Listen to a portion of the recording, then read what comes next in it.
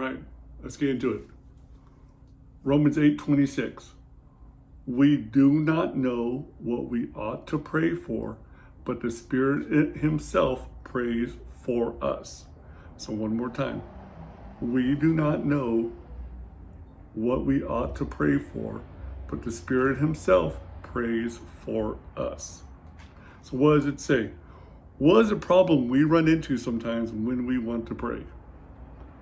What problem do we run into when we want to pray?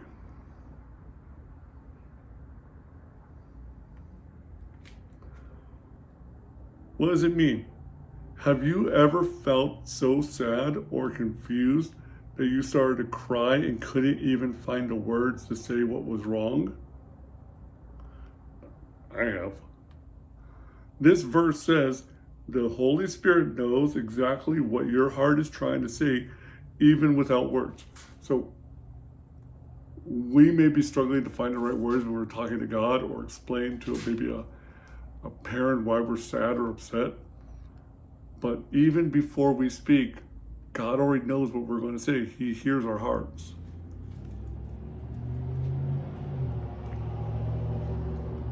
Is God okay with if you just sit quietly with him when you're sad without saying at all?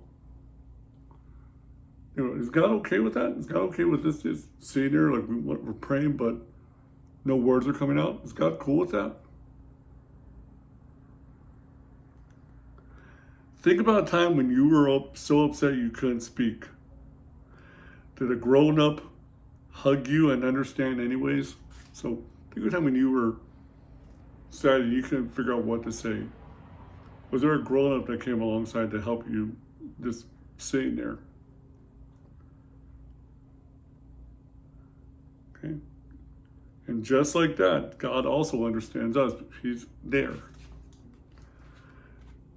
Next time you feel totally overwhelmed, say, God, I don't have the words today, but please help my heart, and take a deep breath.